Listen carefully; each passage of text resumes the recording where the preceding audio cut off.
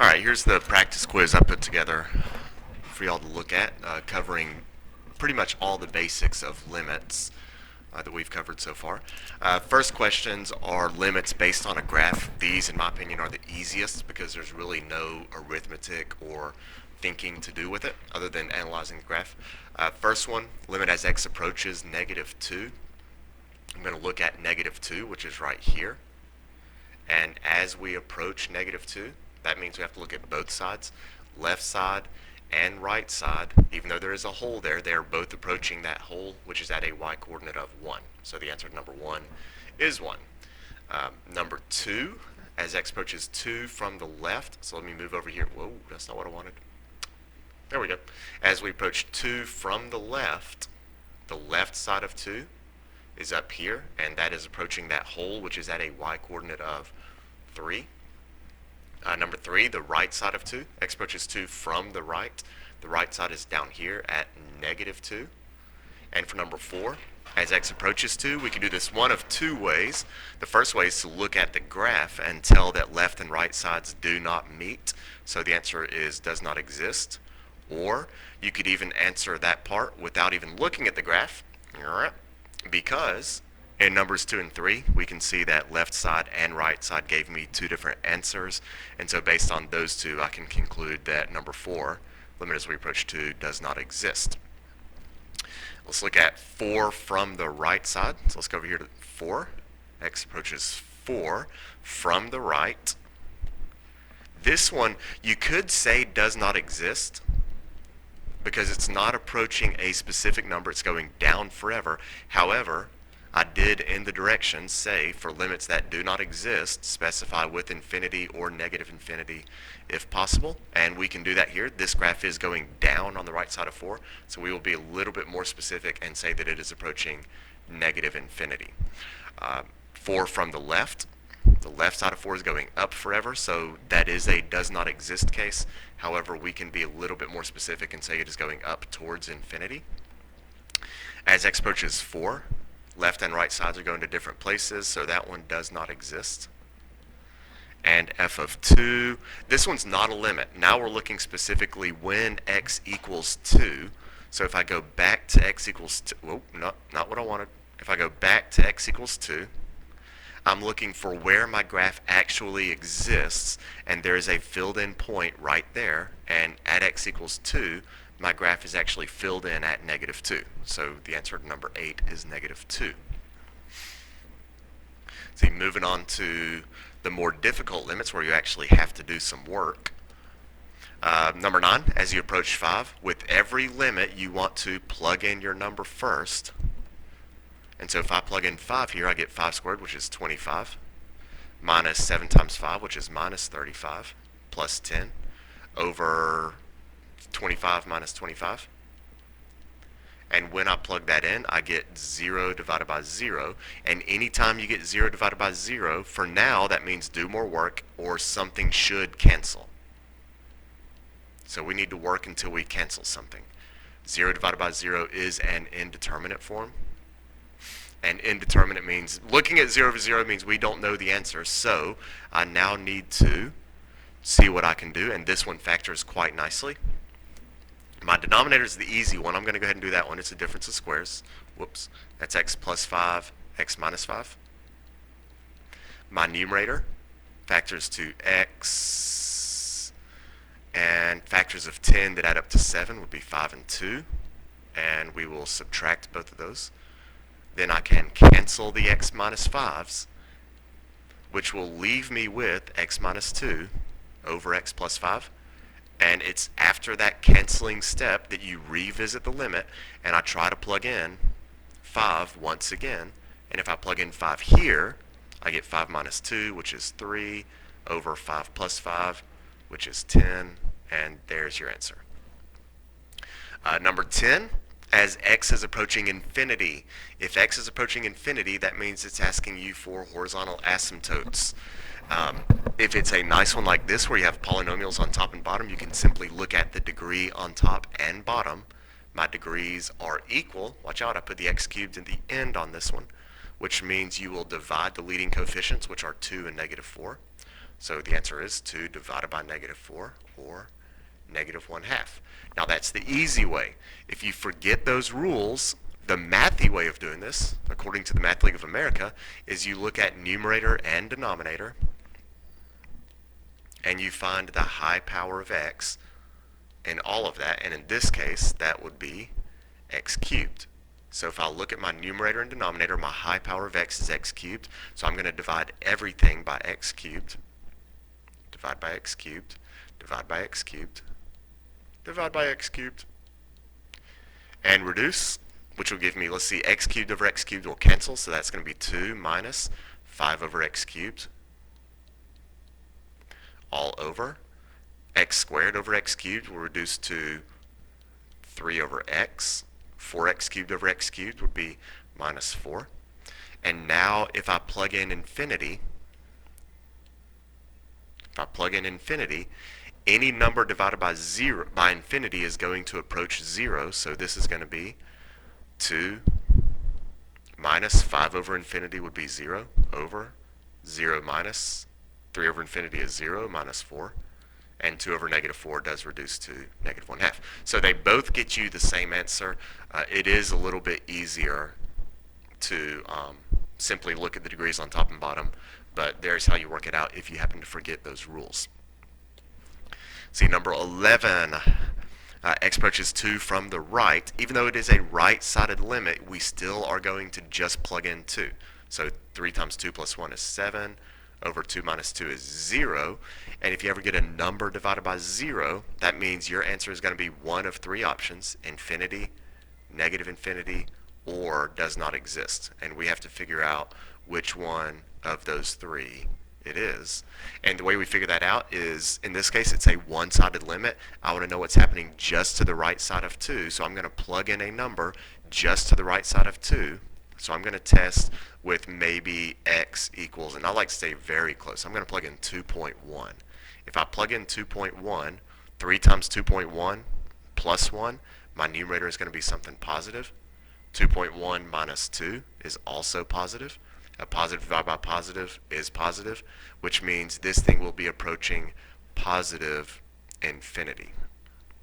That's not positive infinity. Let's circle the right one. There we go. Okay, so we're going to be approaching positive infinity, and that was going to be an arrow. There we go. Okay, so it's not one of these two. All right, number 12. Plug in your number again, so plug in negative 3. So 19 minus 3 is 16. The square root of 16 is 4. Minus 4 over negative 3 plus 3 is 0. That is 0 divided by 0, which 0 over 0 means you need to try to cancel something, which usually means factoring, but in this case, you cannot factor that. If you have a square root, you're going to want to use conjugates to try to reduce it. So I'm going to multiply top and bottom by the conjugate of this part with the radical in it. So the root of 19 plus x plus 4 is your conjugate over root 19 plus x plus 4. And when I expand that, root stuff times root stuff is just the stuff. So 19 plus x. So I multiply these two. You could multiply the whole thing out, but the beauty of conjugates is the outers and inners will cancel. So all I need to multiply is 4 times negative 4, which is negative 16. Do not expand the non-conjugate pairs, so I'm going to leave x plus 3 and this other thing alone. 19 plus x, I made that just a little bit too big. Plus 4. And my numerator, 19 minus 16, is 3. And here's where I get to cancel. That was what we were shooting for. Remember, if you ever get 0 divided by 0, you ultimately want to try to cancel something. And I finally get to cancel x plus 3. Now remember that if everything cancels in the numerator, you need to put a 1 up there to hold its place. And now that I've canceled, I'm going to go back and revisit the limit, and I'm going to plug in negative 3 again. So my answer is going to be 1 over the square root of 19 minus 3 plus 4, which would clean up to 1/8. Square root of 16 is 4. 4 plus 4 is 8. So there's our answer for 12. All right, the last two are going to be the more difficult ones. We're talking about derivatives here, and I do want you to use limits. If you happen to know the shortcut, take advantage of that to check your answer, but I do want you to use limits to get these answers. So find the equation of a line tangent. If you ever are looking for an equation of a line, you must find a point and a slope. Typically, the point is the easier one to find. There are going to be a few rare exceptions to that, but my point, I know the x-coordinate's -1, so I'm going to plug -1 in, and that will be 3 times -1 minus 2 times -1 squared, which would be -3 minus 2 or -5. So I know my ordered pair, my point is going to be -1, -5. Then I need to get the slope, and the slope is where the limit's going to come into play.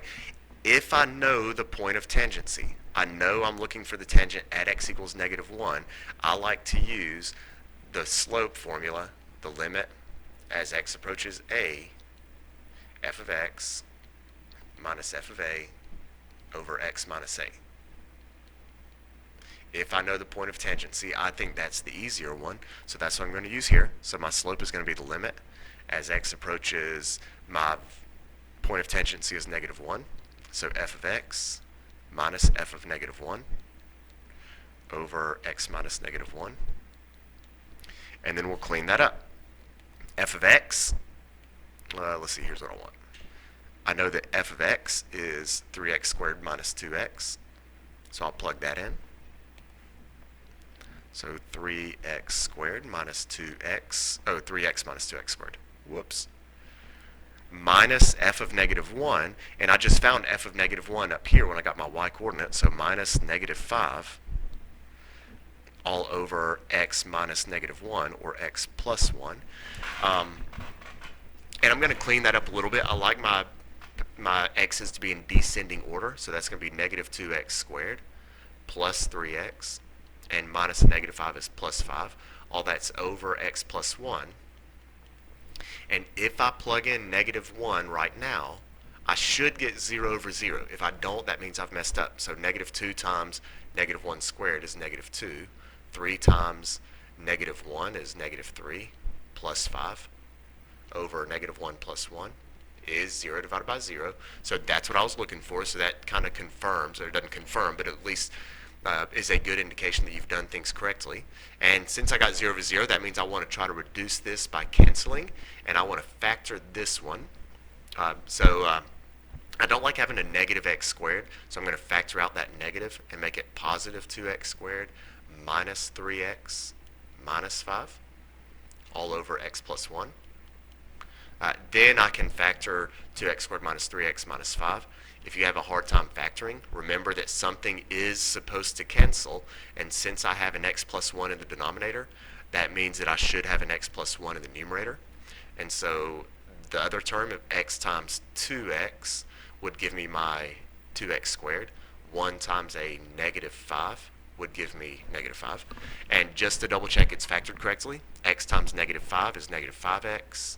1 times 2x is 2x, -5 plus 2 is -3x, which is what I was shooting for. So I did factor it correctly. Then we can finally cancel. X plus 1's cancel. And as I've said several times, once you cancel, you revisit the limit. And now we know that the answer to the limit is negative. Don't forget that negative out there. 2 times -1, which is -2 minus 5, which is going to be -7, which is positive 7. Now remember, that wasn't the answer. We're looking for the equation of a tangent line. That's the slope. Now that I have the point and the slope, now that I have the point, there's my point, and the slope, I can take those two things and roll that into point-slope form. So now I'm going to take it and take those two, and my final answer is going to be y minus -5 equals my slope, x minus -1, and there's your answer. Something else you could have done, if you're not good at factoring, at this point, You could have used synthetic division, because right here, you could use synthetic division. And that would look like this if you chose to go this route. We're dividing by x plus 1, so that'd be negative 1 into negative 2x squared, positive 3x, positive 5. Bring down the negative 2. Negative 2 times negative 1 is 2. 3 plus 2 is 5. Times negative 1 is negative 5, and we get a remainder of 0. And what I'm actually left with after I divided that, that's negative 2x plus 5, which is exactly what I was left with after I canceled. I have a negative.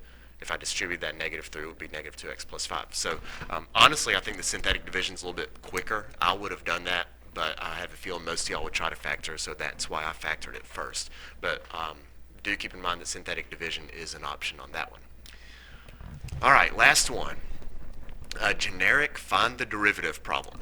I do want you to use limits, and if I'm looking for just the general derivative, I will typically use the h approaches 0 method. So that's going to be the limit as h approaches 0 of f of x plus h minus f of x all over h. F of x plus h, that means I need to plug x plus h in the place of the x there. So that's going to be the square root of 2 quantity x plus h plus 1 minus f of x, which was the original function. So that's the square root of 2x plus 1 all over h. And now I need to try to clean that up. I'm going to go ahead and distribute my 2 right here with the x plus h. So that's going to give me the root of 2x plus 2h minus 1 minus the root of 2x plus 1 all over h. And if I plugged in 0 for my h, which is what my limit tells me to do, I would get 0 divided by 0, so I have to cancel something. And in this case, since we have square roots, we are going to use conjugates. So I'm going to multiply the top and the bottom by the square root of 2x plus 2h minus 1 plus the square root of 2x plus 1 all over the same thing.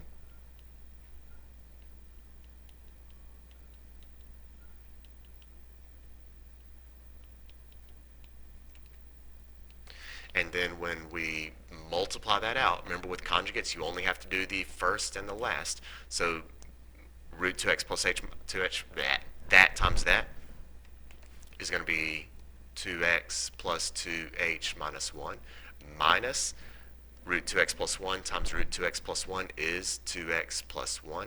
But you need to make sure you keep that in parentheses because we're subtracting the whole thing all over h times all of this junk. So 2x, whoops, it's the root of all that. 2x plus 2h minus 1 plus root 2x plus 1. And now we want to clean up the numerator. So the numerator should clean up. If I distribute this minus, that's going to be minus 2x minus 1. And when I do that, we get some canceling. 2x minus 2x goes away. Geez, I've got a mistake in here somewhere.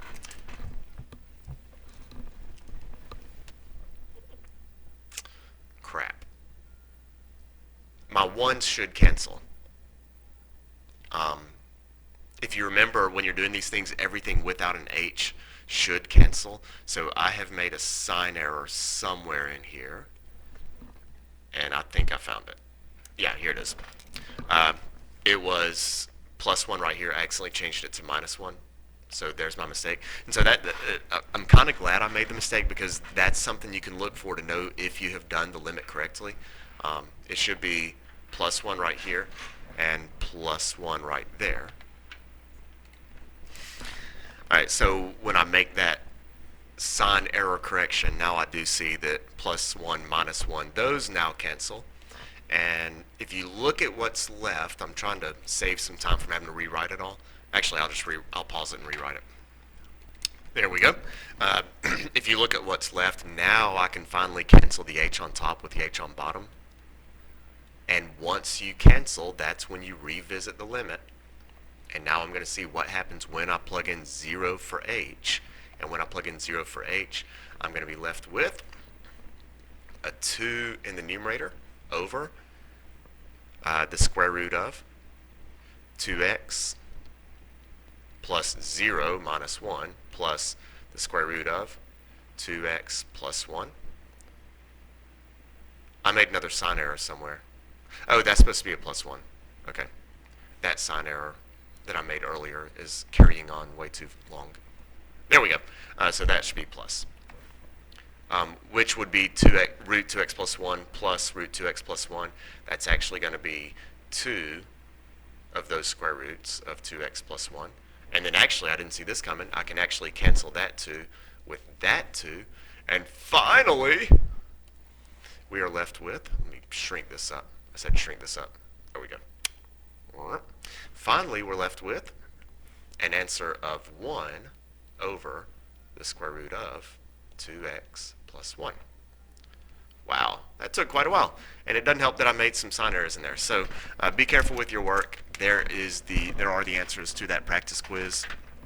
Hopefully it won't take you as long to work it as it did me here, because I was taking some time to explain everything, and I was going through a lot of detail. So there you go.